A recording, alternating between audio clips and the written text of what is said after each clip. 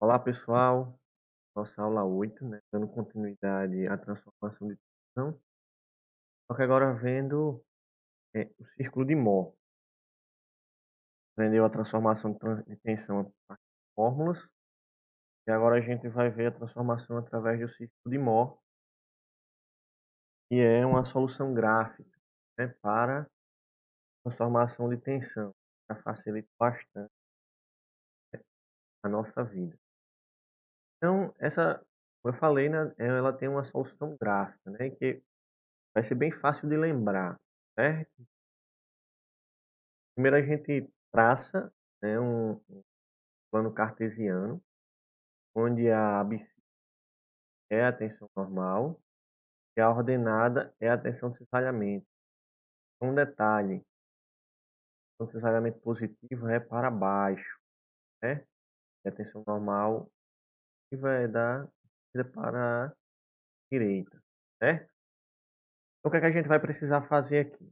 A gente vai fazer um círculo, né? Então, um círculo de Mohr. Primeira coisa que a gente vai precisar definir é o centro desse.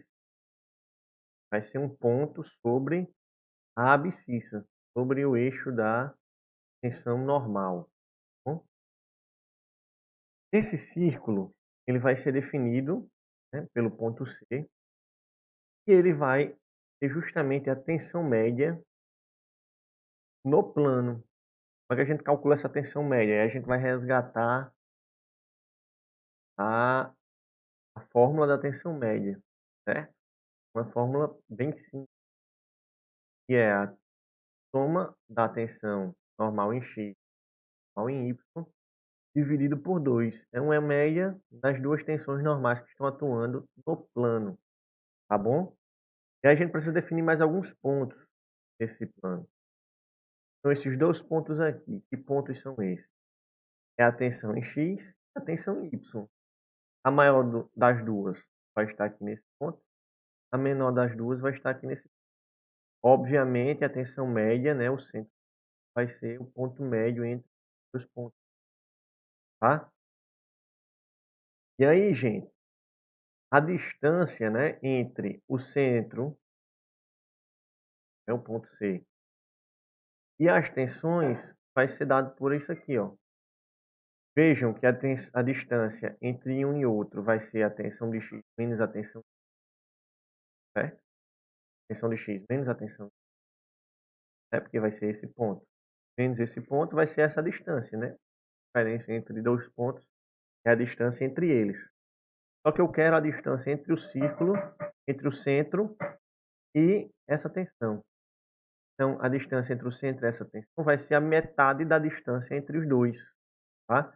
Então, vai ser tensão em X menos tensão sobre 2, tá? E aqui a gente define também, né, a nossa tensão de cisalhamento, tal de XY, essa distânciazinha aqui.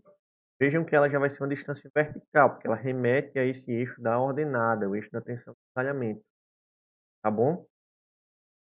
Com isso, a gente vê qual é o raio do círculo, tá? Vejam bem, a gente está definindo esses pontos, né? Centro do círculo, que é a tensão média, as duas outras tensões em X e em Y, essa distância aqui. E aí, quando a gente coloca a tensão de cisalhamento, a gente liga o centro até o ponto da tensão de cisalhamento. E aí, a gente, com isso, define quem é o raio do círculo. Se a gente tem o raio do círculo, a gente consegue ter o nosso círculo, certo? É um círculo com o centro em C e tem esse raio aqui, ó, tá? E aí a gente vai calcular esse raio. Como é que a gente calcula o raio do círculo? Primeiro a gente define aqui, ó, esse triângulo, tá? Um lado do triângulo é σx menos σy sobre 2, que é a distância do centro do círculo até uma das tensões normais, seja σx ou σy. E aqui o outro lado do triângulo é justamente a tensão de cisalhamento, tá? Que está atuando naquele ponto. a gente aplica o teorema de Pitágoras, tá? Para esse triângulo. Então, a hipotenusa desse triângulo, que é justamente o raio do círculo, é dado por quem? Raiz quadrada dos quadrados dos... A raiz quadrada da soma dos quadrados dos catetos. Então, vai ser σx menos σy por 2 ao quadrado, mais o tal de xy ao quadrado. Com isso, a gente define o raio do nosso círculo de Mohr. E aí, gente, a gente vai conseguir encontrar a partir disso as tensões principais. Vejam, as tensões principais, σ1 e σ2, elas são as tensões, né, onde justamente o círculo corta o eixo das abscissas, o eixo das tensões normais. Então a gente tem o σ1 aqui, que é maior do que o σ2, que é esse outro ponto aqui. Vejam, para eu definir a tensão principal 1, o que é que eu preciso fazer? Eu tenho um valor aqui do centro, né, que é a tensão média, que é a distância aqui do zero até ponto C. Eu somo o valor do centro do círculo com o seu raio, eu vou obter justamente o valor da tensão principal 1. E no outro caso, da tensão principal 2, eu vou ter o valor do centro do círculo, que é a tensão média, e eu vou subtrair do raio. Então eu posso dizer que as tensões principais, elas vão ser a tensão média, que é justamente o centro do círculo, mais ou menos o raio do círculo. Então a tensão principal 1 vai ser a tensão média mais o raio do círculo, a tensão principal 2 vai ser a tensão média menos o raio do círculo, certo? Com isso a gente aprende a definir as tensões principais a partir do círculo de Mohr. Mas a gente não encontra somente as tensões principais, a gente pode encontrar também a tensão de cisalhamento máxima no plano, tá? Que é o quê? Eu tenho aqui o raio do círculo, certo? Então vocês vão lembrar lá do último assunto que a gente viu, que toda tensão de cisalhamento máxima existe uma tensão de cisalhamento máxima no plano, a ela está associada uma tensão média. Então, se aqui no centro do círculo eu tenho uma tensão média, percebam que justamente no centro do círculo a gente vai ter o ápice, né, o ponto mais alto e o ponto mais baixo do círculo. Então, esse ponto aqui é a tensão máxima no plano. A tensão de cisalhamento máxima, a maior tensão de cisalhamento que a gente pode ter dentro desse plano.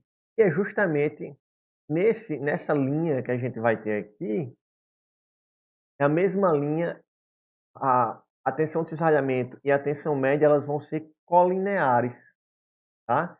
Então a gente consegue definir a tensão de cisalhamento máxima no plano justamente como um raio do círculo de Mohr. E a ela, né, obviamente, como elas estão colineares aqui, a essa tensão de cisalhamento, a gente tem associada a ela a tensão média, a tensão normal média, tá certo? Então é isso. Com o círculo de Mohr, a gente pode definir tanto as tensões principais como a tensão máxima no plano, com a tensão média associada a ela. Então vamos agora para um exemplo, tá? É um exemplo de uma viga carregada, né, com um carregamento distribuído, uniforme, certo? E aí o enunciado da questão diz o seguinte: a viga mostrada está sujeita ao carregamento distribuído W igual a 120 kN por metro. Determine as tensões principais na viga no ponto P. Esse ponto aqui, ó. Perceba que esse ponto P é um ponto que é exatamente a transição da alma para a aba da viga. Ou seja, ele se encontra na parte superior da alma, né? Como diz a questão. Despreze o tamanho dos filetes e as concentrações de tensão nesse ponto. Aí aqui ele já dá o momento de inércia da seção transversal da viga. 6,7, 67,4 vezes 10 a menos 6 metros a quarto. Então, gente, aqui a gente tem o perfil da seção transversal, certo? Da viga. E aí, pelo equilíbrio da viga, né? Isso aqui vocês podem fazer de forma tranquila, né? Definir quem são as reações de apoio aqui. Percebam que a gente tem um apoio segundo gênero, um apoio com pino, e aqui um apoio de primeiro gênero, que é um rolete. Então a gente define essas reações de apoio e faz um corte justamente na seção onde está o ponto P. E aqui a gente tem o TCL desse trecho da viga com o esforço cortante e o momento fletor. O esforço cortante vai ser 84 kN e o momento fletor vai ser 30,6 kN/m, tá? Com isso, a gente consegue definir a tensão normal e a tensão de cisalhamento que ocorre nesse ponto P. A tensão normal vai ser menos o momento fletor vezes o I, que é a posição do ponto P, o Y, que é a posição do ponto P, a distância do ponto P até o centroide, sobre o momento de inércia da seção transversal. Né? Isso foi dado no nosso enunciado. Fazendo essas contas, a gente chega a 45,4 megapascal. Né? Deveria ter um megapascal aqui, que é a tensão normal no ponto P. E a tensão de cisalhamento vai ser o quê? VQ sobre T. O V é 84. O Q vai ser justamente a distância entre o centroide dessa aba superior até o eixo neutro, vezes a área da aba superior, certo? Então, vai ser isso aqui, ó. Essa distância vezes a base da área vezes a altura, a base da aba vezes a altura da aba, certo? Que vai ser a área. Sobre o momento de inércia, vezes o T, que é a largura aqui da nossa alma, né? Que é 0,01, é referente a 10 milímetros, 0,01 metro. A gente vai encontrar 35,2 megapascal. Beleza. Temos as tensões. Com essas tensões, a gente pode definir com essas tensões o nosso elemento de área. Onde a tensão de cisalhamento é 35,2 megapascal. Percebam que aqui nessa face, né, a tensão de cisalhamento vai seguir exatamente o sentido do esforço cortante, então apontando para baixo, certo? 5,2 megapascal. E a tensão normal vai ser 45,4 megapascal, uma tensão de compressão. Né? A parte superior daquela viga está sendo comprimida, né? Toda a área acima do eixo neutro está sofrendo compressão. Então, temos aqui o nosso elemento. E aí vamos calcular qual é o centro do nosso círculo. O centro do círculo é quem? A tensão normal média. Ou seja, tensão em X mais tensão em Y sobre 2. Aqui nós não temos tensão em Y, é zero.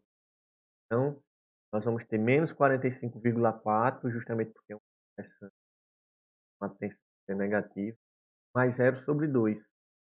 Então, o centro do círculo vai ser no ponto menos 22,7 Pascal. Esse ponto aqui, ó, a distância desse eixo vertical até o centro do círculo vai ser 22,7, né? O ponto é um ponto negativo, menos 22,7, ok? Veja, Os dois pontos aqui, esse ponto e esse ponto, são as tensões que estão atuando no elemento de tensão, esse ponto. Esse ponto aqui é menos 45,4, é justamente a tensão em X, negativa, certo? Tá aqui. Esse outro ponto é zero, que é a tensão em Y. Então, esse ponto é coincidente com o eixo vertical, certo? Com o eixo da tensão de talhamento, ok? Então, vejam, temos aqui o nosso centro do círculo, temos aqui, né, a distância entre o centro e a tensão em X, que é 22,7, né? Nós temos aqui um valor absoluto, porque nós estamos tratando de distância, certo? 22,7 megapascal. E aqui a nossa tensão de cisalhamento. Por que nós colocamos ela aqui para cima, para esse ponto? Porque essa tensão de cisalhamento para baixo na face direita é uma tensão de cisalhamento negativa, certo? Então essa distância aqui é 35,2, justamente porque a tensão de cisalhamento é negativa, está para cima, mas a distância para a medida do lado do triângulo é uma distância positiva, 35,2. Com isso, a gente encontra, né, o raio desse círculo, que é a hipotenusa desse triângulo sombreado. Fazendo, né, aplicando o teorema de Pitágoras, esse raio vai ser justamente 41,9 megapascal. Lembra, a gente vai colocar esses valores positivos porque a gente está lidando com distância. Então, o raio vai ser a raiz quadrada de 22,7 ao quadrado mais 35,2 ao quadrado. Extraindo a raiz, a gente vai ter 41,9 megapascal. Um raio do nosso círculo de Mohr. Com isso, a gente consegue definir as tensões principais. A tensão 1, que é esse ponto aqui, que é a tensão maior, vai ser o quê? Menos 22,7. Né? Aqui está invertido, né, gente? É uma questão de ordem, mas é o menos 22,7, que é o centro do círculo, mais o valor do raio, que é 41,9. Então, é 41,9 menos 22,7, que vai dar 19,2 megapascal. No outro lado, né, no sigma 2, que é a outra tensão principal, a tensão principal mínima, vai ser o quê? Menos 22,7 menos 41,9, que vai dar menos 64,6 megapascal. A nossa tensão principal 2. Vejam só o seguinte, né? A gente precisa definir qual é, né, a direção do elemento, né? A direção das novas tensões, certo? Como é que a gente calcula isso? Nós temos aqui o nosso ângulo, né?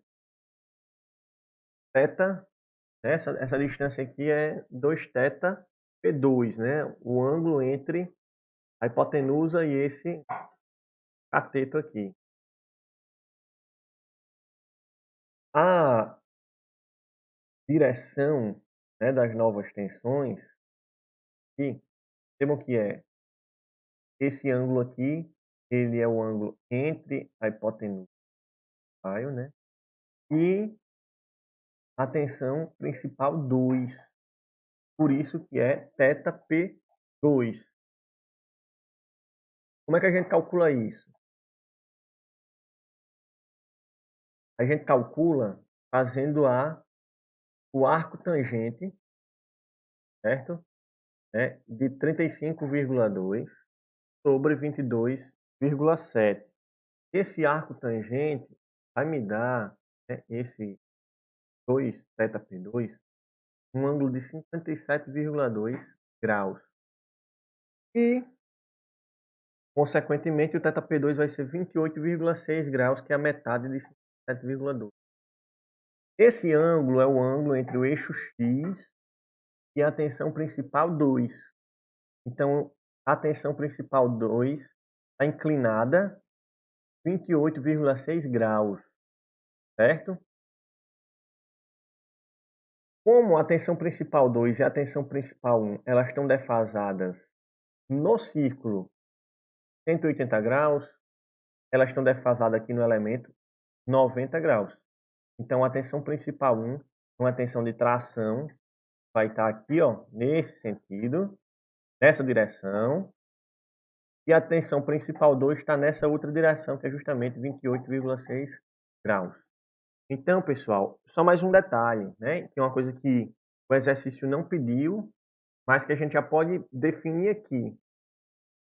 A tensão de cisalhamento máximo atuando nesse ponto aqui, vai ser justamente o raio do círculo de Mohr. Vai ser quanto?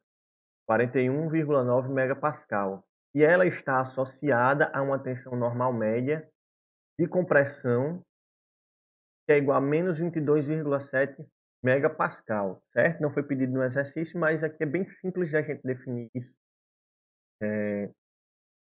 Olhando os dados que a gente encontrou, eles já nos forneciam esses valores, certo? Então, gente, é isso. Um abraço para vocês e até o próximo vídeo.